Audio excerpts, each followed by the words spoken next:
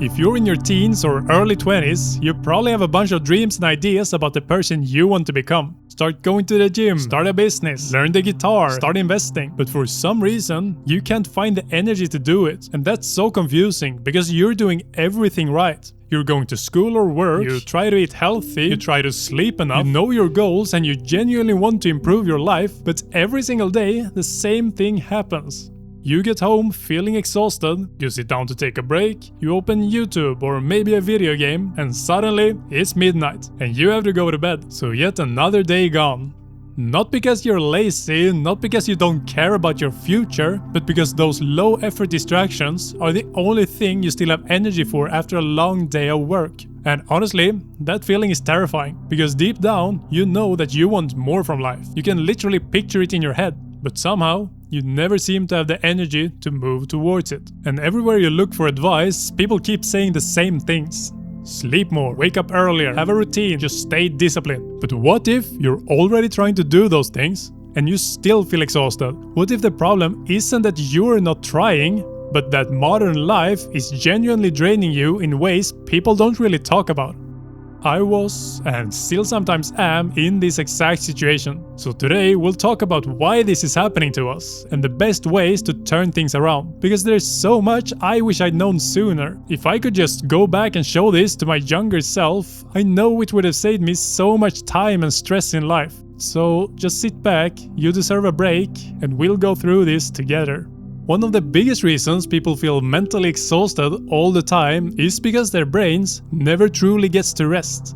There's always something sitting in the background, an exam, a deadline, a text you haven't answered, or just something embarrassing you said 3 days ago. So even when you're technically taking a break, your brain never fully lets go of those things, which means you won't recover as well as you should. You know that feeling when you have an exam or a presentation coming up.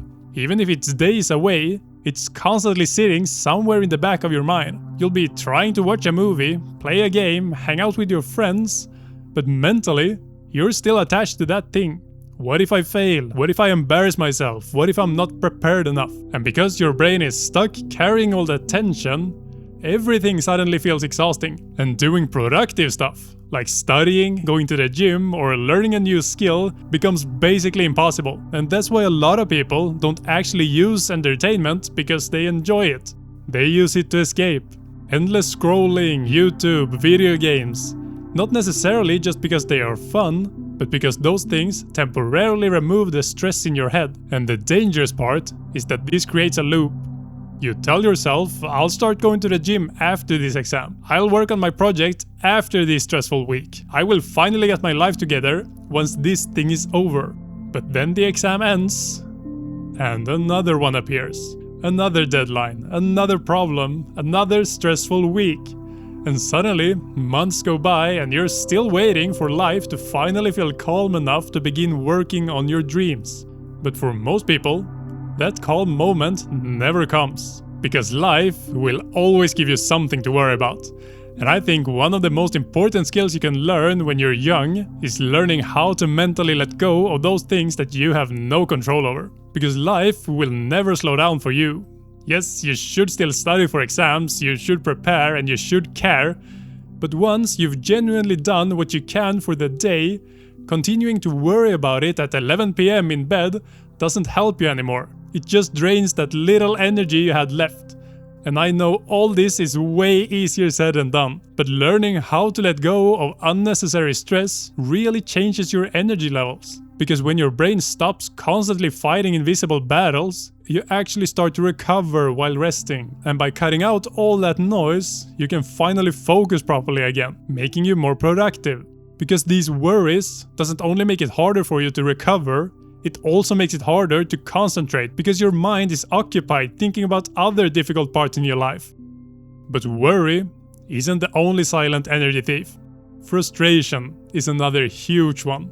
They can be small, you might not even notice them. Maybe you have a friend who constantly interrupts you. Maybe someone cuts you off in traffic on your way to work. Maybe your boss ignores your emails. Maybe your family keeps stressing you out. These things seem small at first, but they sit in your head for hours. And this is something I personally relate to so much, because of my neighbors. The woman living below me is constantly smoking. So sometimes I can't open my windows, I can't sit on my balcony, and I've noticed how my entire mood shifts the second I smell cigarette smoke. And what scares me about that is realizing how easily tiny things can completely control your mental state. One small annoyance, and suddenly you don't feel like working anymore. You don't feel creative or motivated anymore, and your attention just disappears. And life is way too short to let every small frustration steal your energy like that. Because if you don't learn how to manage these emotions, you slowly end up spending your entire life mentally reacting to things instead of actually doing stuff. And obviously, this doesn't mean you shouldn't care about small stuff that's happening. If there is a problem you can solve it. If there is something in life that you can improve it. But if there is something completely outside your control, learning to mentally release it instead of carrying it for hours is one of the best things you can do to clear your mind. Because your attention is so limited, and you really have to start protecting it. And this is so important today because the world is filled with inputs and distractions. You might get annoyed by politics or by the economy or by what some random influencer is saying online. So how do you protect yourself? Well, just stop caring. And I know that sounds too simple on paper. Obviously, real life doesn't work like that. If something upsets you, how do you just suddenly stop caring about it? Because we're humans, not robots with an off switch. You can't just delete emotions the second they appear. And I mean, I don't think the goal is to become emotionless. The goal is just to become aware. Because a lot of the time, these emotions completely take over your mind without you really noticing it. You get annoyed or stressed about something that ruins your mood. Your focus disappears, your motivation disappears, and your energy just drains. And most people never stop to question what's really happening. They just get carried away by the emotions. But the moment you start noticing it's happening, you can start to change it.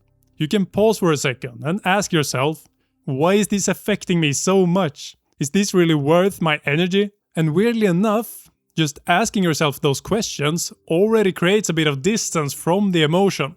A bit of relief. Because now, instead of completely drowning in the feeling, you're observing it. And that awareness is way more powerful than people realize.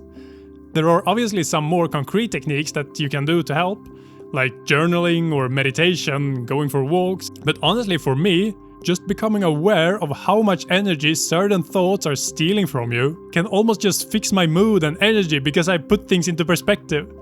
And once you become more aware of these emotions, something else starts to make sense. Why you constantly feel the need to escape. Because feelings like stress, fear, frustration and uncertainty are super uncomfortable for the human brain.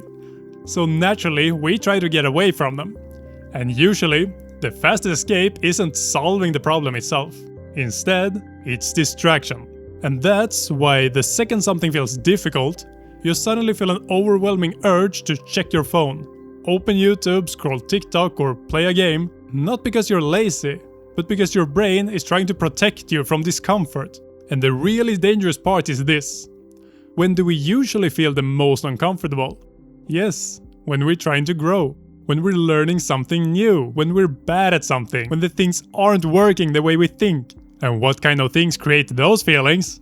Going to the gym, studying for difficult exams, starting a business, working on your own projects, trying to improve your life. But people on social media makes them look exciting. You see people posting their workouts, their productivity routines, their grind, and it almost looks cinematic. But what people don't show you is how uncomfortable the process actually feels. Sitting alone for hours trying to figure something out, being confused, feeling stuck, doubting yourself, trying over and over again while seeing almost no results for a week, that part is not glamorous at all.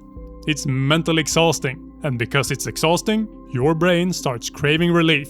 Suddenly, distractions feel 10 times more appealing than they normally would. The TV, the phone, the video games, all those feel so amazing right now, because they would relieve all these feelings.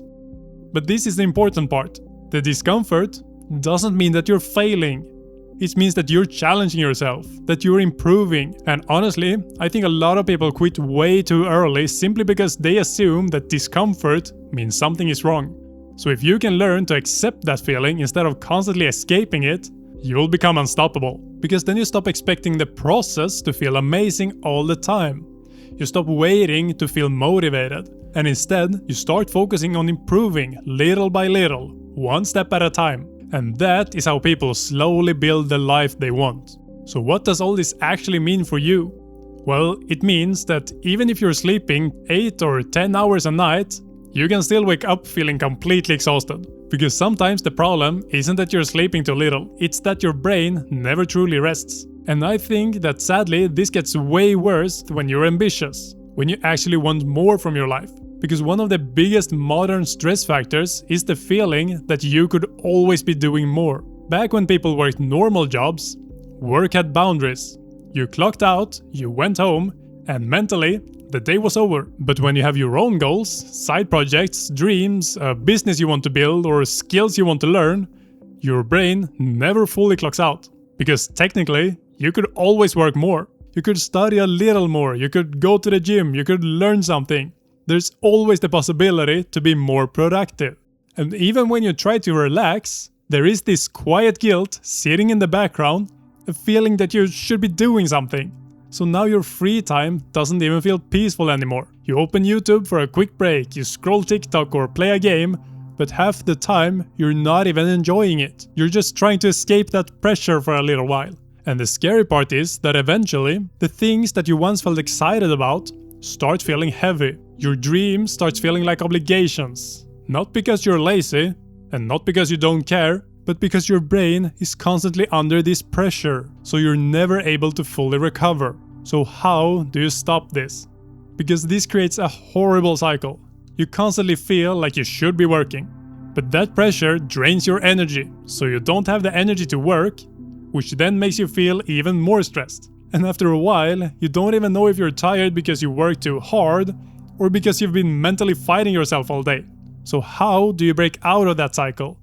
Well, it all comes back to resting. Rest is a requirement. Because if you never properly recover, you'll never have the energy to work on the things that matter to you. But in order to truly rest, you need to stop feeling guilty when you're not working. And from my own experience, and as you probably know yourself, that's very difficult. But after trying to work on my own projects on the side for years, everything from YouTube to business to obsessing about the gym, I've now gathered 3 core concepts that helped me get out of that cycle when I really couldn't find the energy to just keep working. And I really hope that they can help you as well. The first one is scheduling your breaks. And I know that sounds weird at first. But think about why you're scheduling important stuff in the first place. You schedule them because they matter, to reserve time for them, to make sure something else doesn't take that time away.